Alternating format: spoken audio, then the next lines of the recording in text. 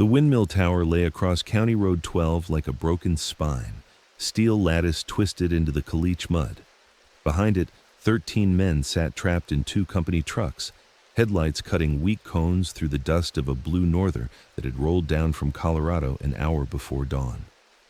From the rim rock above, 4 silhouettes waited with rifles across their knees. The wind carried voices up the canyon wall, curses, then bargaining, then something that sounded almost like prayer. What happened next lasted 4 hours and 17 minutes, measured by the pocket watch Frank Harris kept checking between shots.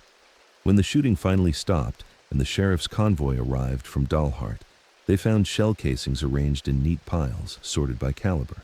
They found a crumpled contract weighted down with stones, and they found 13 bodies, some slumped over steering wheels, others sprawled in the alkali dirt, each man shot once through the chest or head. The Harris family had read every name aloud before pulling the trigger. This is the story of what a handshake meant in 1937, and what happened when a petroleum company decided it meant nothing at all. The Harris Ranch covered 11,000 acres of short-grass prairie where the Canadian River breaks cut through the caprock like God changed his mind halfway through creation. From the main house, you could see 20 miles in 3 directions. Endless tan earth, yucca clumps, and sky so big it made men feel small and grateful for it. The Harrises had worked that land since 1879, when Frank's grandfather drove a wagon north from Fort Worth and filed a homestead claim on a section no one else wanted. By 1937, 3 generations had buried themselves in the little fenced plot behind the barn. The ranch ran 1,500 head of Hereford cattle, good breeding stock that could handle alkali water and summer heat that turned the grass silver by July. Frank Harris was 51 that spring, a man built from the same hard angles as the land itself. His wife Mary had died birthing their youngest son in 1923, and Frank had raised 4 boys alone, teaching them to read cattle, mend fence, and keep their word even when it cost them. The eldest, Samuel, was 28, married with a baby girl. Then came Jacob at 26, lean and quiet, the best shot in Dallam County. William was 23, the talker, the one who could gentle a spooked horse or charm a banker into extending credit. The youngest, Thomas, had just turned 14, tall for his age but still growing into his hands and feet. They worked the ranch the old way. Up before dawn, in from the range by dusk, Sundays off for church in Dalhart, if the weather held. Frank kept the books in a leather ledger his father had used, every penny accounted for, every debt paid on time. The Harrises were known as solid people, not rich, not poor, the kind who'd lend you a horse if yours went lame and never mention it again. In a country where drought could break you and a hard winter could finish the job, that reputation mattered more than money. The oil boom had touched the Panhandle in the 20s, wild years when fortunes erupted from the earth and vanished just as fast. Derricks rose across Hutchinson and Carson counties, roughnecks flooded the towns, and leasehounds knocked on every ranch door with cash and promises. Frank had turned them all away. He'd seen what drilling did to pasture land, torn roads, spilled crude, ruined water wells. The grass had fed his family for 60 years. He wasn't trading it for maybe. But in March of 1937, the drought entered its 4th year. The spring rains never came. Ponds dried to cracked mud, and the windmills pulled water that tasted more like minerals than anything a cow should drink. Cattle prices had dropped after the Dust Bowl refugees flooded west, and the bank in Dalhart was making noises about the mortgage Frank had taken to expand the herd in '33. Samuel's wife was pregnant again, and Jacob had been talking about buying a section to the east if he could scrape together a down payment. The ranch could sustain them, but barely. One bad year would tip everything. When Clyde Morrison from Lone Star Petro knocked on the ranch house door that April, Frank let him inside. Morrison was a lease man, 40-something, with slick hair and a smile that never quite reached his eyes. He carried a leather briefcase and spoke with a West Texas drawl softened by years in Dallas. He'd heard the Harrises were good people, he said, the kind who understood opportunity when it knocked. Lone Star Petro was running test wells across the Panhandle, chasing a formation the geologists called the Amarillo-Wichita uplift. Early results looked promising. They were particularly interested in the Harris North Pasture, where the caprock formations suggested a potential trap structure. Frank listened while Morrison talked. The North Pasture was 1,800 acres of rough ground, too broken for good grazing but scenic in its way, with red dirt canyons and juniper clinging to the walls. If there was oil under it, Frank couldn't eat oil or sell it at auction. Morrison laid out the terms. Lone Star wanted to drill one exploratory well. If it came up dry, they'd abandon the site, restore the land, and pay Frank $200 for his trouble, enough to cover that month's mortgage. If they struck oil, the Harrises would receive a 5% royalty on all production from that well. Standard lease terms ran 1/8 royalty, Morrison admitted, but this was a test well, higher risk for the company. 5% was generous. "Put it in writing," Frank said. Morrison's smile tightened. "Mr. Harris, I'll be straight with you. Lone Star Petro values relationships. We're not some fly-by-night outfit. We work with local families and we keep our word. If we put everything in lawyer language, it takes 3 months and costs both of us money we don't have. You want to drill this spring or next fall?" Frank looked at his sons, gathered around the kitchen table. Samuel frowned. Jacob picked at a splinter in the wood. William leaned forward, interested. Thomas watched his father's face. "We hit oil," Morrison continued. "You get 5% or we walk away and fix your grass. That's the deal. Shake on it, and my crew starts Monday." Outside, the wind rattled the windmill blades. The water tank was lower than Frank had ever seen it. He shook Morrison's hand. "One well," Frank said.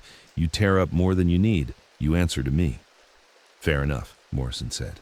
He pulled out a folded paper, nothing official looking, just a page with typed terms in both their names.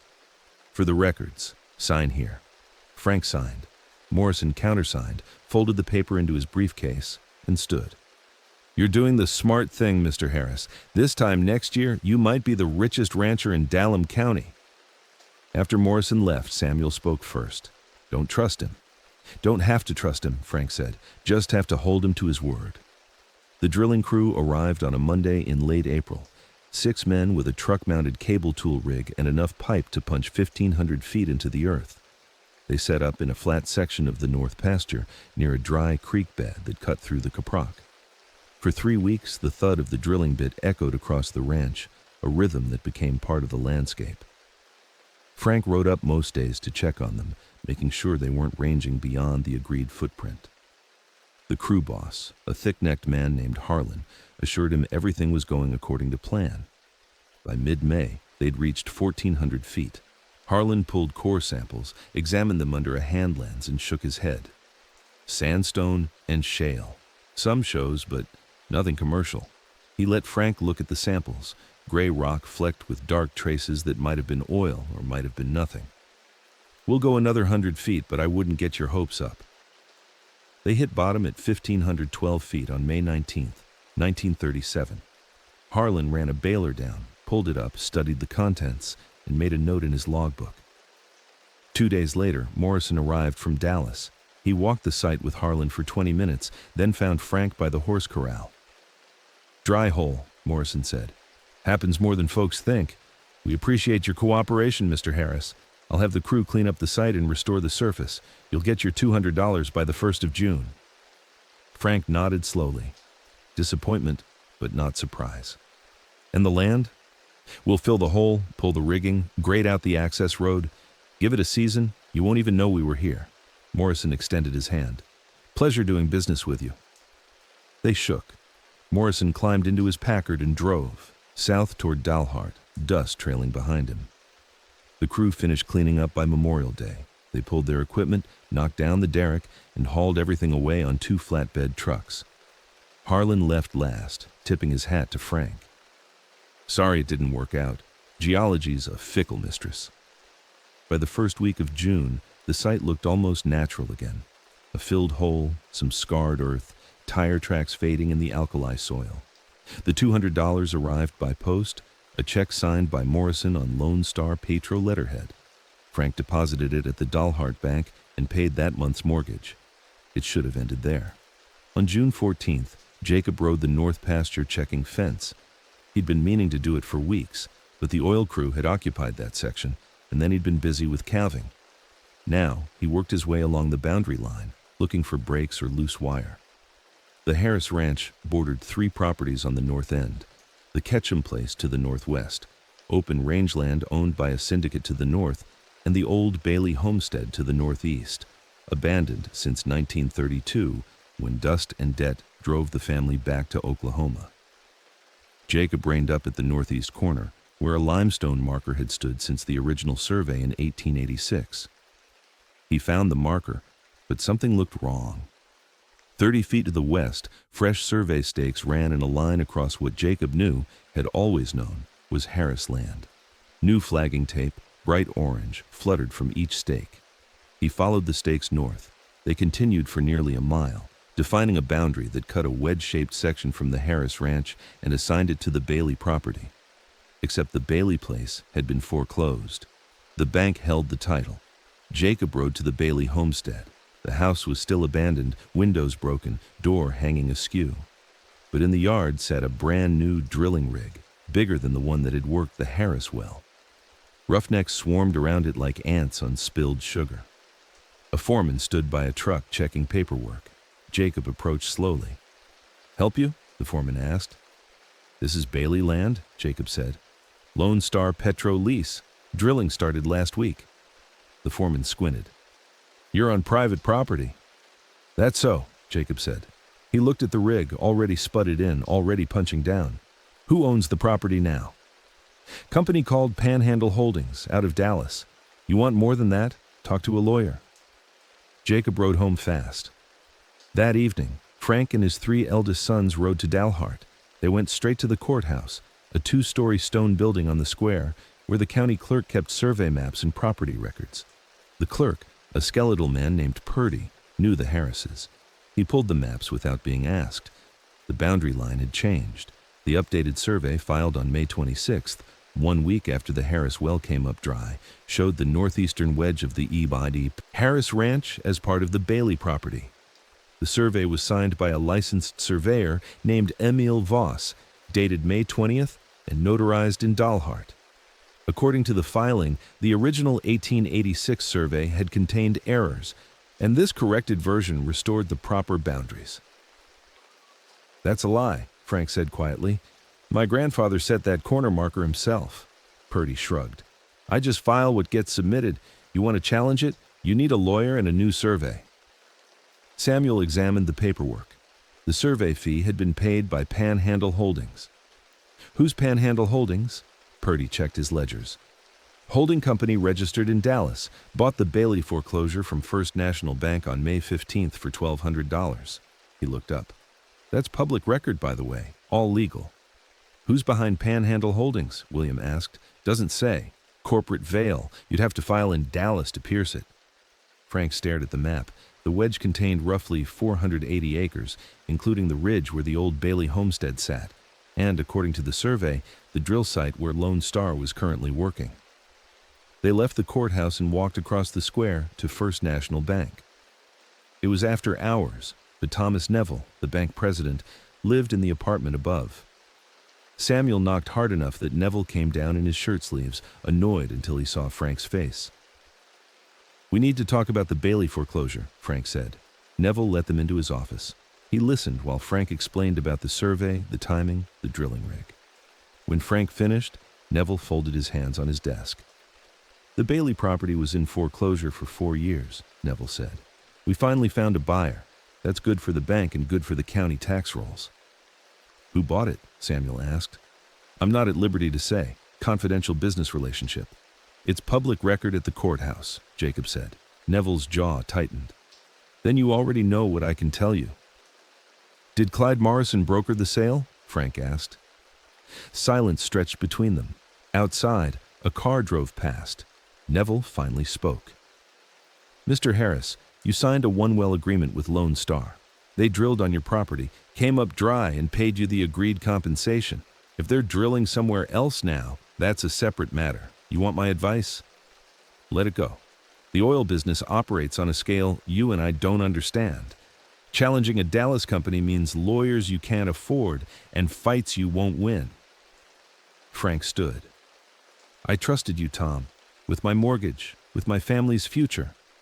You just told me to let someone steal from me." "I told you to be smart," Neville said. "There's a difference." They walked out. On the courthouse steps, Samuel turned to his father. "He's in on it." "Or scared," William said. "Same result," Jacob said. They rode home in darkness, the wind carrying the smell of dust and diesel from the north. By late June, the rig on the Bailey property, on what Frank knew was Harris land, was producing oil. Black crude pumped up through the derrick and into holding tanks, trucks arriving twice daily to haul it to the refinery in Borger. The Roughnecks worked in shifts, 24 hours a day, the rig lights visible from the Harris ranch house at night like a second moon hung low on the horizon. Frank hired an attorney in Amarillo, a man named Sutton, who'd handled water rights disputes. Sutton requested a copy of the original 1886 survey from the state archives, interviewed Frank's father before he died, and commissioned an independent survey by a licensed surveyor from Childress. The independent survey confirmed what Frank knew. The limestone corner marker was accurate, the 1886 survey was correct, and the May 20th survey was fraudulent. The new boundary stakes had been placed on Harris land. Sutton filed a challenge in district court on July 9th. Lone Star Petro's lawyers, a firm from Dallas, filed a motion to dismiss on July 23rd, arguing that the property dispute was between Frank Harris and Panhandle Holdings, not Lone Star. The court granted the motion. Sutton then filed against Panhandle Holdings. That case was delayed when Panhandle's lawyers claimed improper service. The registered agent for the company had moved, and the Dallas address on file was a vacant office. By August, Frank had spent $800 on legal fees. Sutton was candid. Even if they won, it would take years to work through the courts, and Lone Star would keep pumping oil in the meantime. The royalties, 5% of gross production based on the original handshake deal, were going to Panhandle Holdings, then disappearing into the corporate structure. Sutton estimated the well was producing 40 barrels per day. At $2 per barrel, that was $80 daily gross, $2,400 monthly, $4 per barrel to the royalty holder. Frank should have been receiving $120 a month. Instead, he was watching his savings drain into lawyer fees while oil money flowed to Dallas. "What if we just shut down the well?" Jacob asked one night. "That's sabotage," Sutton said when Frank asked him. "Criminal charges, federal if it's interstate commerce. You'd lose everything, including the ranch." "So they just get away with it," Samuel said. "Not get away," Sutton corrected. "We're fighting it. But the law moves slow, and they have deeper pockets." In September, Frank received a letter from Lone Star Petro's legal team. It offered a settlement. Frank would drop all claims related to the Bailey property and the productive well, and in exchange, Lone Star would pay him $500 and guarantee that no future drilling would occur on the undisputed Harris land.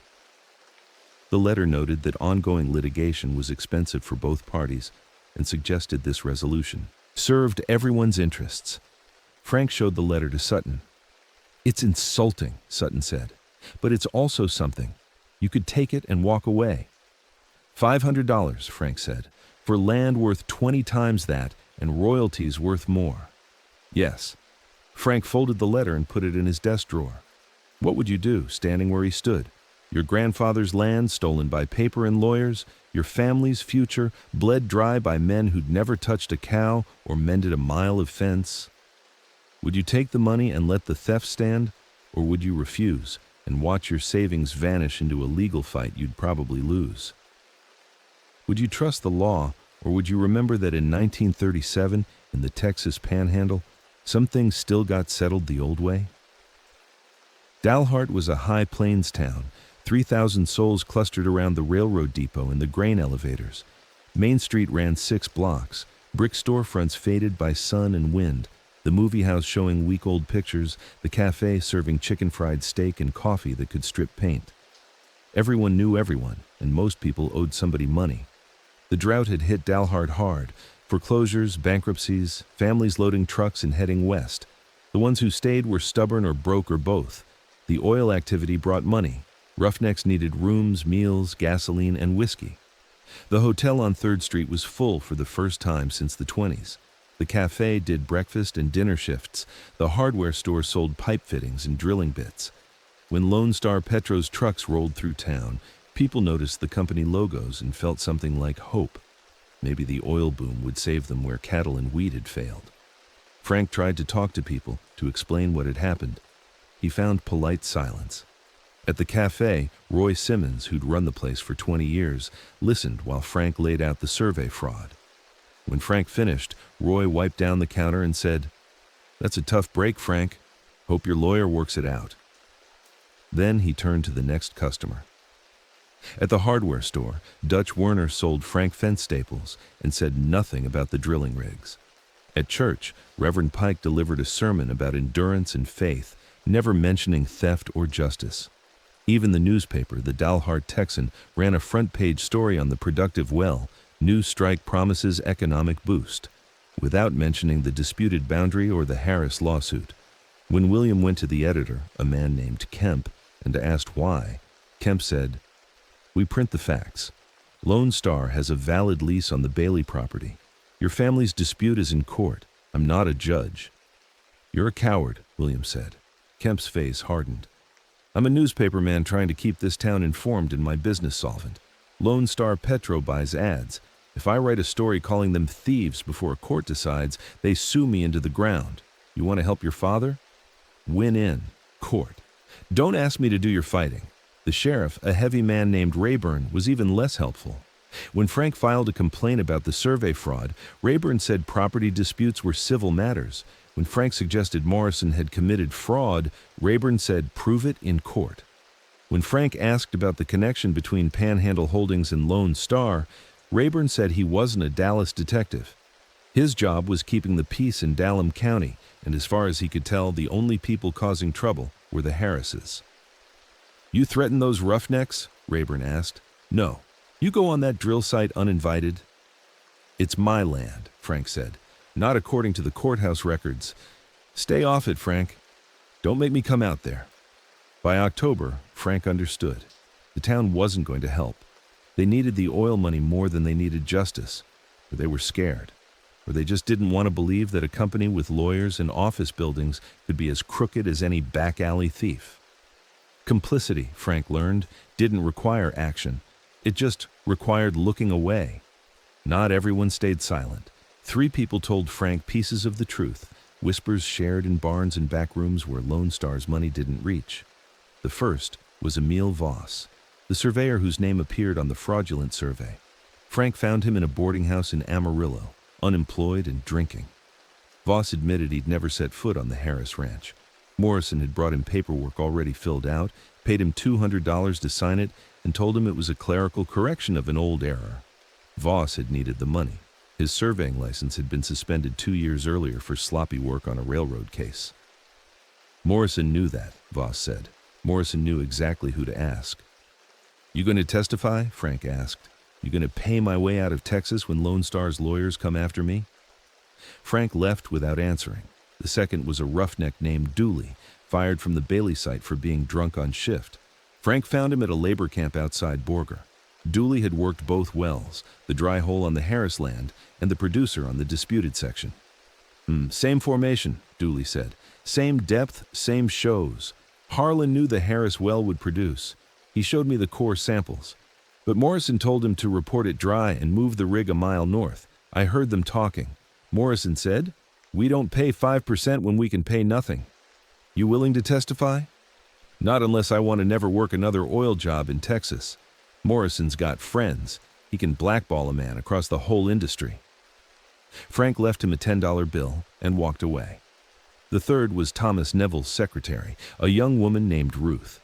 She caught Frank outside the bank in late October and said, low and quick, "Panhandle Holdings is a shell company. The real owners are Morrison and 2 Lone Star executives. They buy foreclosed properties, then lease them to themselves. It's legal, barely, but it's a racket. Mr. Neville knows. He does the financing." "Why are you telling me?" "Because my father lost his ranch in 1933 the same way. Different company, same method. Nobody helped him." She looked over her shoulder. "I can't testify. I need this job. But you deserve to know."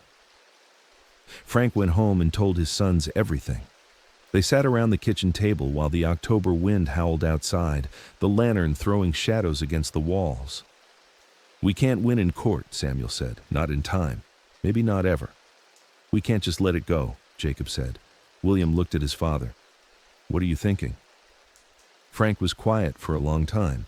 Then he opened his desk drawer and took out the paper Morrison had given him, the one-page agreement with both their signatures. He laid it on the table. "Morrison said we could walk away and fix the grass," Frank said. "We held up our end. They didn't." "What are you saying?" Samuel asked. Frank didn't answer directly. Instead, he asked, "How many men work that drill site?"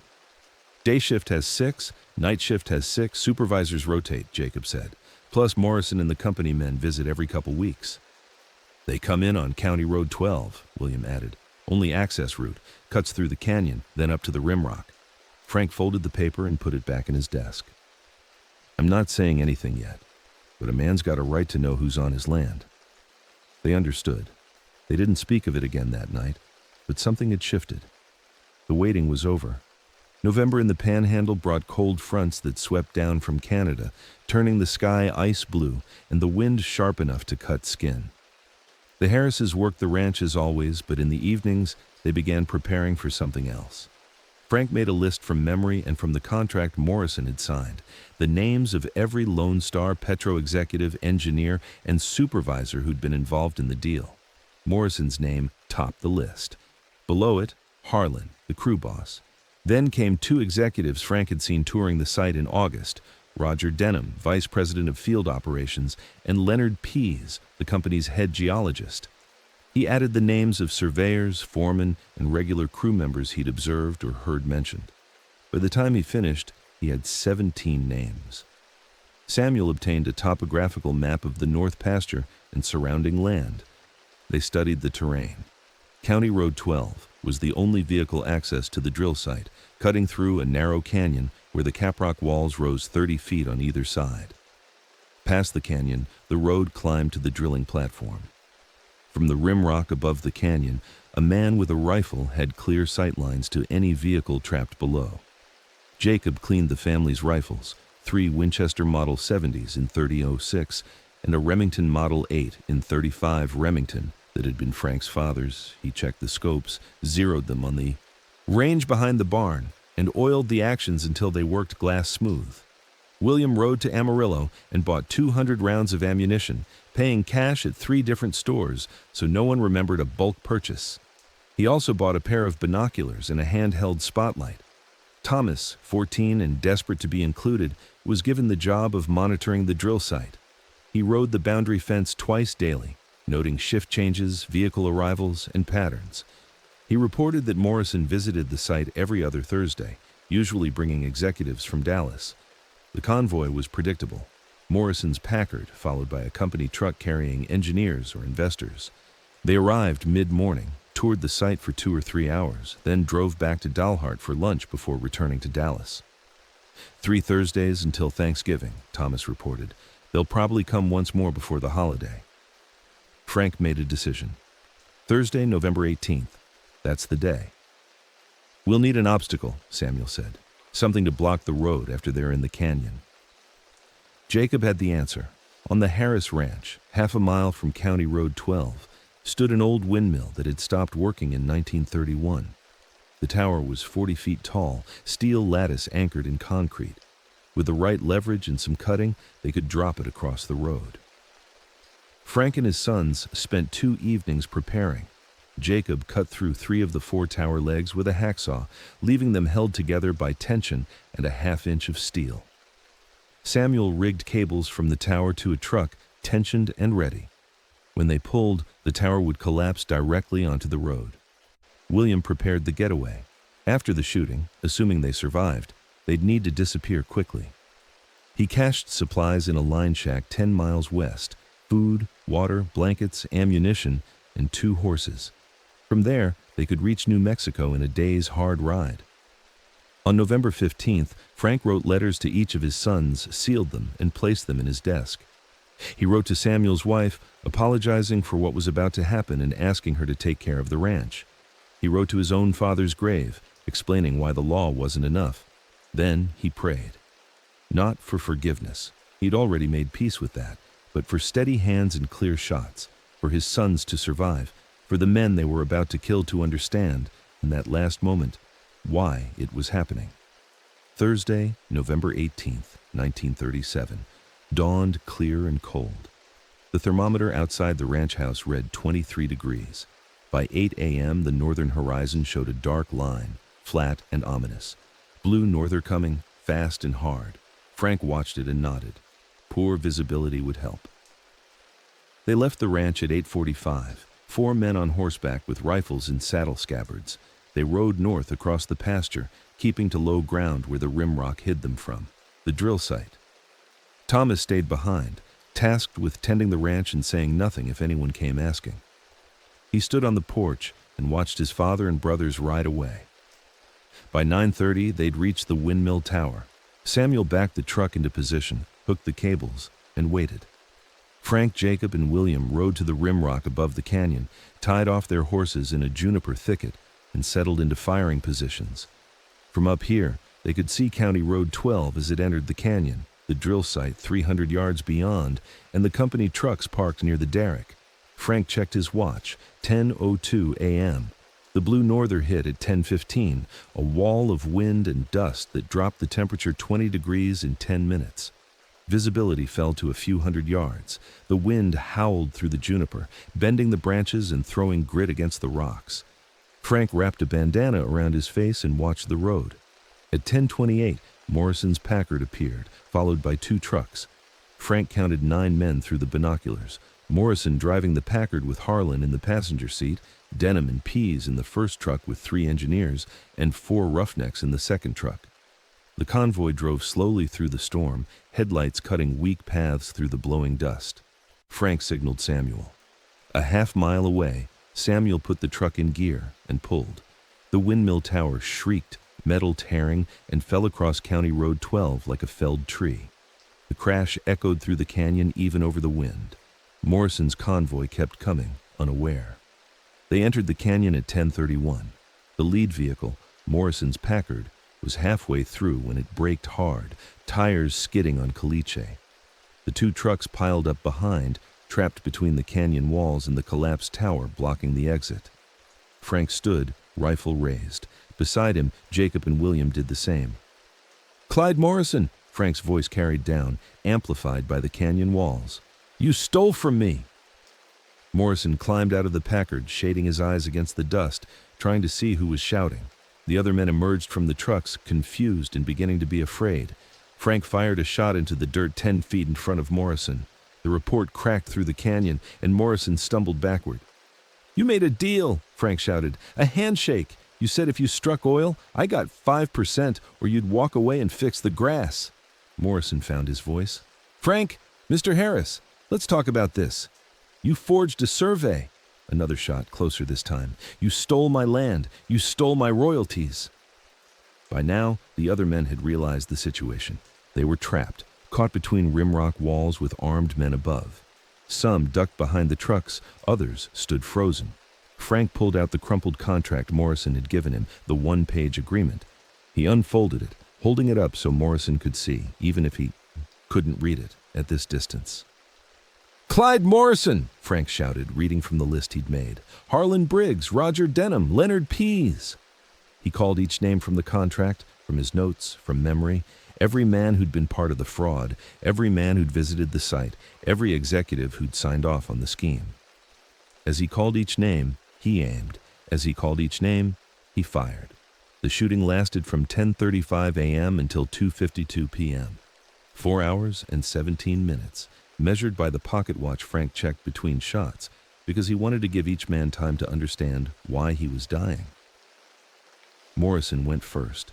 Frank called his name, fired once, and watched him fall beside the Packard. Harlan tried to run and made it 6 steps before Jacob's shot caught him.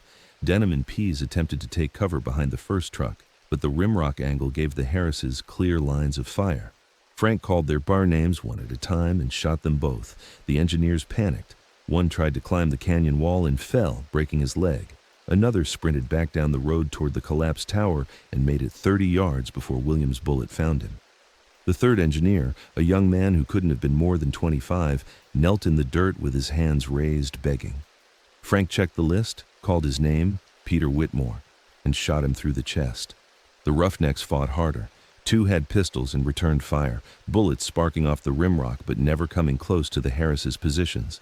Frank let them shoot until they emptied their cylinders. Then, he killed them. Another roughneck used the second truck as a moving shield, crouching and running, trying to reach the collapsed tower.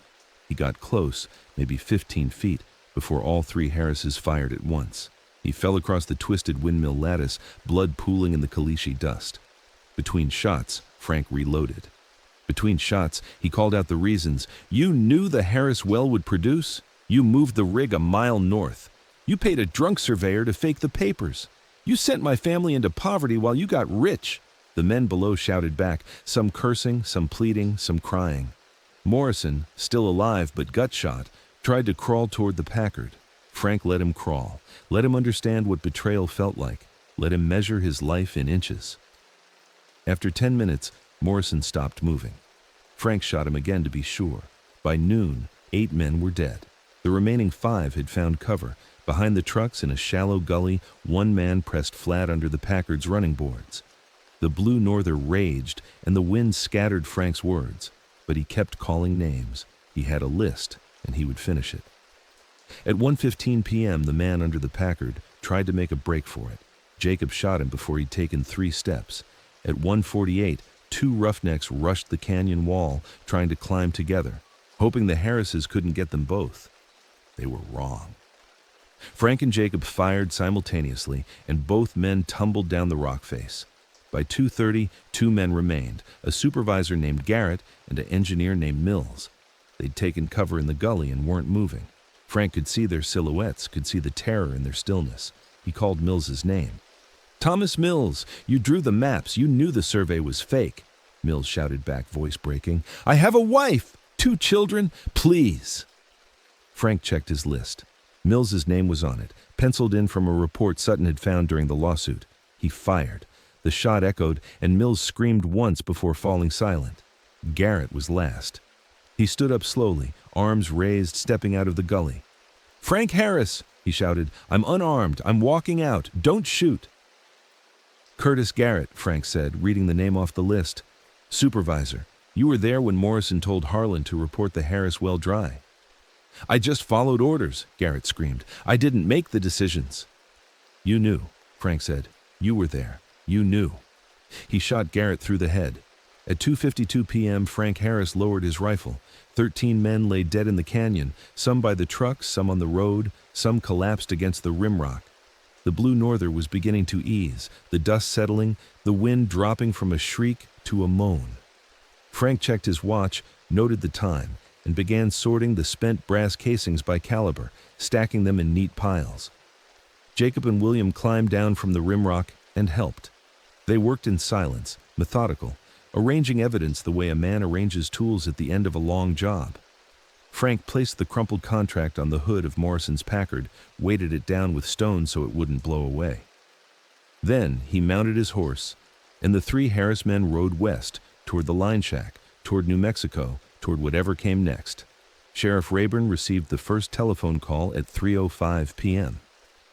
A roughneck from the night shift at the Bailey site had driven to the drill platform for an early start and found the canyon blocked, the road impassable, and something that looked like bodies in the distance. He'd driven back to Dalhart at speeds that nearly killed him, run into the sheriff's office, and stammered out enough words that Rayburn grabbed his gun belt and started making calls. By 3:30, Rayburn had assembled a convoy. His deputy, the county coroner, 2 volunteer constables, and the editor Kemp from the Dalhart Texan, because someone needed to document this. They drove north in 4 vehicles, Rayburn's patrol car in the lead. They reached the collapsed windmill tower at 4:07. Rayburn stopped the convoy, studied the wreckage, clean cuts on 3 tower legs, cables still attached to a truck parked a quarter-mile away, and knew this was planned. He radioed back to Dalhart for the Texas Rangers. Then he awed, and his men began moving the tower sections, dragging them aside until they'd cleared enough space for a single vehicle to pass. At 4:29, Rayburn drove into the canyon. He He saw Morrison's Packard first, then the trucks, then the bodies. He stopped his car and got out slowly. The coroner, a man named Fitch, who'd been a medic in the Great War, walked through the carnage with a handkerchief pressed to his nose. 13, Fitch said. All shot, most of them multiple times. Kemp was writing in his notebook, his hand shaking. Who did this? Rayburn picked up the contract from the Packard's hood, read it, and understood. He walked to where the brass casings were stacked, 3 neat piles sorted by caliber, and shook his head. Frank Harris, Rayburn said, and his sons. By sunset, the Texas Rangers had arrived. They photographed the scene, collected the casings, interviewed the roughnecks who'd been on night shift and missed the ambush. By nightfall, they'd driven to the Harris Ranch and found it empty. No one in the house, no one in the barn. The youngest son, Thomas, gone. A ranger lieutenant named Hobbs read the letters Frank had left in his desk, letters that explained everything. By midnight, the story was racing across telegraph wires. The newspapers in Dallas, Fort Worth, and Amarillo were already setting type for morning editions. Rancher, family, massacres. 13 oil men in Panhandle ambush. And in a line shack 10 miles west of the Harris Ranch, Frank, Samuel, Jacob, and William sat by a small fire, cleaning their rifles one last time before riding for the border. The manhunt lasted 6 weeks. Texas Rangers, county sheriffs, and U.S. Marshals searched the Panhandle, New Mexico, and Colorado. They found the line shack abandoned. They found the horses turned loose near Clayton, New Mexico. They found nothing else.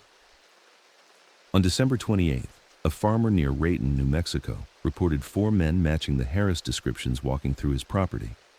By the time authorities arrived, they were gone. In January of 1938, a bartender in Durango, Colorado, claimed to have served a man who looked like Frank Harris. The Rangers investigated and found no evidence. The Harrises had vanished. Back in Texas, the legal machinery ground forward. The district attorney in Dalhart filed murder warrants for Frank, Samuel, Jacob, and William Harris. The charges were read in open court even though the defendants were absent. Bail was set at $50,000 each, amounts that ensured they'd never surrender willingly. But something strange happened. The case became complicated. Lone Star Petro's lawyers tried to control the narrative, calling the massacre an act of terrorism, the work of madmen who'd slaughtered innocent company employees. But Frank's attorney, Sutton, released the documents from the civil lawsuit, the fraudulent survey, Voss's testimony about being paid to sign false papers, the testimony from Roughneck, Dooley about the Harris well being reported dry when it should have produced. Sutton also released Frank's letters, which laid out the theft in precise, heartbreaking detail. Public opinion shifted. Newspapers across Texas published editorials. Some condemned the Harrises as murderers. Others called them victims driven to desperate action by corporate fraud. The Dallas Morning News ran an investigation into Panhandle holdings and discovered a web of shell companies, foreclosure schemes, and mineral rights thefts stretching across 5 counties.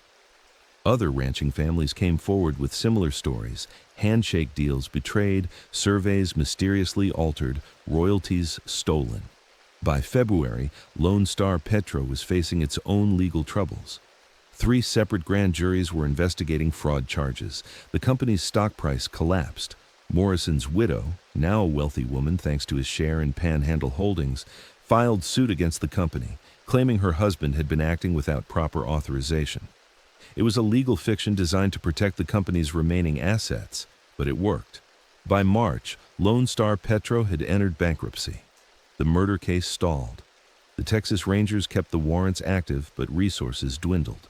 Other crimes demanded attention. The Harrises remained fugitive.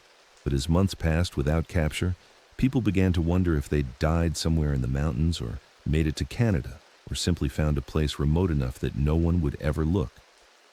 Thomas Harris, the 14-year-old son, testified before a grand jury in April. He told the story from beginning to end: the handshake deal, the fraud, the months of legal futility. When asked if he knew where his father and brothers had gone, he said, "No, sir, and I wouldn't tell you if I did." The grand jury declined to indict him. He was a child, they reasoned, and he'd been left behind when the shooting happened. But he was also a Harris, and in the Panhandle, that name now carried weight that would never fade. The productive well on the disputed land pumped oil until 1941, when wartime demand drained the reservoir faster than it could refill. The well was capped in 1942 and never reopened. The derrick was dismantled for scrap metal to support the war effort. By 1945, the site was an empty patch of dirt, indistinguishable from the rest of the Caprock Prairie. The Harris Ranch was foreclosed by First National Bank in 1938, when no one paid the mortgage. It was sold at auction to a cattle syndicate from Amarillo for $8,000. Thomas Harris, now legally an orphan, went to live with his mother's sister in Wichita Falls. He finished high school, joined the Navy in 1942, and served in the Pacific. He never returned to the Panhandle. The 13 men killed in the canyon were buried in Dalhart, in a section of the cemetery set aside by the county. Lone Star Petro paid. For the headstones, plain granite markers with names and dates, no epitaphs. Morrison's grave was separate, in a family plot in Dallas. The company erected no memorial. The massacre was bad for business, but the canyon itself became a memorial. For years, people visited, curiosity seekers, journalists, families of the dead, and locals who wanted to stand where it happened. The collapsed windmill tower was hauled away, but tire ruts remained, and so did bullet scars in the rimrock. Someone carved Harris Justice 1937 into the canyon wall. The county tried to sandblast it off, but the letters were too deep. In 1956, a man named James Collier, working on an oral history of the Panhandle oil boom, tracked down the roughneck Dooley in a retirement home in Oklahoma City. Dooley was dying of emphysema, and he confirmed the story for the record. Yes, the Harris well would have produced. Yes, Morrison had ordered it reported dry. Yes, the fraud was deliberate and planned. Dooley's testimony was recorded, transcribed, and filed with the Texas State Historical Association. It changed nothing legally. The Harrises were still fugitives if they were still alive, but it added weight to what people already believed. The truth had won, even if justice hadn't. In 1961, a rancher in western Montana reported finding 4 graves in a remote valley, marked with stones and crude wooden crosses. The names carved into the wood were Harris, Frank, Samuel, Jacob, William. Authorities investigated, exhumed the remains, and confirmed they were human, male, deceased sometime in the early 1940s based on decomposition and artifacts found with the bodies. But dental records were unavailable, and DNA analysis didn't exist. The Montana sheriff declared the matter closed, the graves reburied, and the markers left standing. Were they really the Harrises? Or was it 4 different men, their graves marked with stolen names by someone who knew the story and wanted to give the fugitives a proper ending? No one knows. The Montana Groves became another pilgrimage site, another piece of the legend. Thomas Harris died in Wichita Falls in 1993 at the age of 70. His obituary mentioned that he was the last surviving member of the Harris family of Dallam County and that his father and brothers had disappeared in 1937. It did not mention the massacre. Thomas left behind 3 children, 9 grandchildren, and a ranch in Montana he'd bought in the 1960s. 800 acres of high country where the grass grew thick and no one drilled for oil. In Dalhart today, you can still find people who remember the story, or whose grandparents remembered it. The canyon where it happened is on private land now, gated and posted, but every few years someone cuts the lock and drives in to see the rimrock and the bullet scars. The Historical Society maintains a file on the case, newspaper clippings, court documents, photographs of the scene. They don't advertise it, but if you ask, they'll let you read it. The original contract Morrison gave Frank Harris, the 1-page handshake deal, is framed and hanging in the Dallam County courthouse. It was donated by Sutton, Frank's attorney, in 1962, along with a note explaining its significance. The note says, "This document represents the promise of honest men and the betrayal that followed. It is preserved so that future generations understand what honor meant and what it cost when honor failed." The debate continues. Were the Harrises murderers or victims? Were they heroes defending their land, or vigilantes who took 13 lives because they couldn't win in court? The answer depends on who you ask and where they stand and whether they believe some things are worth more than the law. But one thing is certain. In the Texas Panhandle, in certain circles, The name Harris still means something. It means you don't break a handshake. It means you don't steal what belongs to another man.